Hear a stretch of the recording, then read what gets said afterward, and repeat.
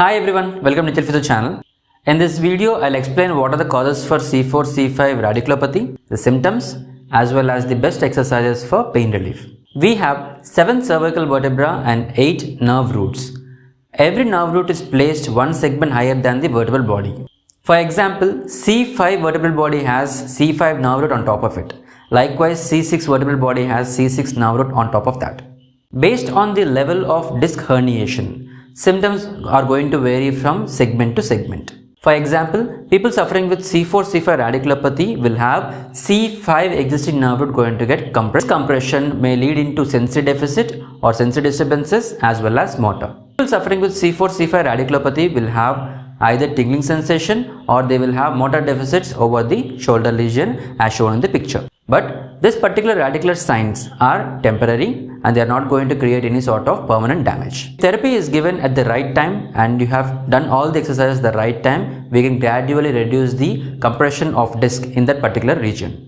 Now we'll see what is the step-by-step exercise for this particular C4, C5 radiculopathy. While performing this exercise, you have to make sure that there is centralization happening or peripheralization should not happen. While performing these exercises, you have to make sure that centralization is happening, not peripheralization.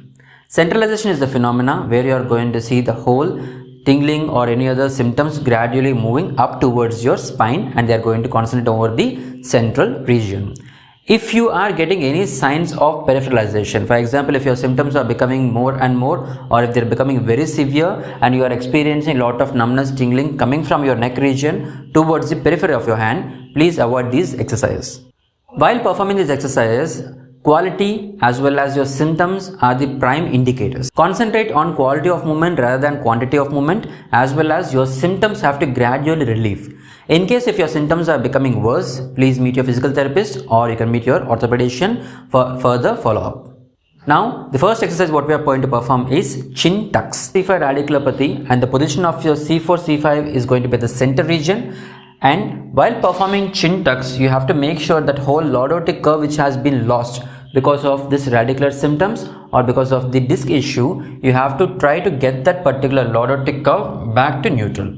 So initially the first exercise what you are going to perform is chin tuck. When performing this particular chin tuck position, make sure your pain which should be within the tolerable limit. Performing chin tucks, you have to make sure that centralization is going to happen, not peripheralization. Perform this exercise either in standing or in sitting, that depends on your level of comfort. So be in a neutral as well as in a position where you are completely relaxed. Try to get this particular chin movement. This is called as your chin tucks. When performing this particular chin tuck, make sure that you are getting centralization. People with C4, C5 or if there is any C5 nerve root involved, the area here is going to be over the deltoid region. You may experience a sort of tingling or you might experience some sort of weakness in this particular shoulder region. So when doing this particular chin tuck, observe whether this centralization is gradually happening towards your spine. The second exercise what we are going to perform is rotation. Our spine is built in such a way and biomechanically if you observe our spine, it moves along with the adjacent vertebra, either the superior one, the one above or the one below. This is called as a coupled movement. When you are performing this initial chin tuck, we were just trying to pull this particular vertebra posteriorly. That doesn't mean we are trying to align that into neutral. When we observe this particular disc bulging out, either posterolaterally on the right, posterolaterally on the left region, our spine is going to align abnormally. So you have to bring this particular abnormality to neutral. So you need to add rotation as well as you need to add extension, which is a combination of this coupled movement. So when you are performing this rotation, you need to make sure that centralization is your prime goal. You need to get centralization and you have to experience only centralization, not peripheralization. So what you will be doing here is you need to do chin tuck, the first movement which you have done, sustain it and then gradually turn. You may either choose the area which you are getting the maximum pain relief. Either you may go to the same side or you may go on the opposite side. You can try both of these, but try to observe where you are getting the maximum pain relief. So now I am trying to do the same exercise in the right side. So tuck in, turn towards your right side, hold for 3 seconds, 1, 2 and 3, relax. While performing this exercise, observe centralization has to happen, not peripheralization. You can perform this either in 3 sets of 8 repetitions, but make sure that you give at least a minute or 2 gap between each set.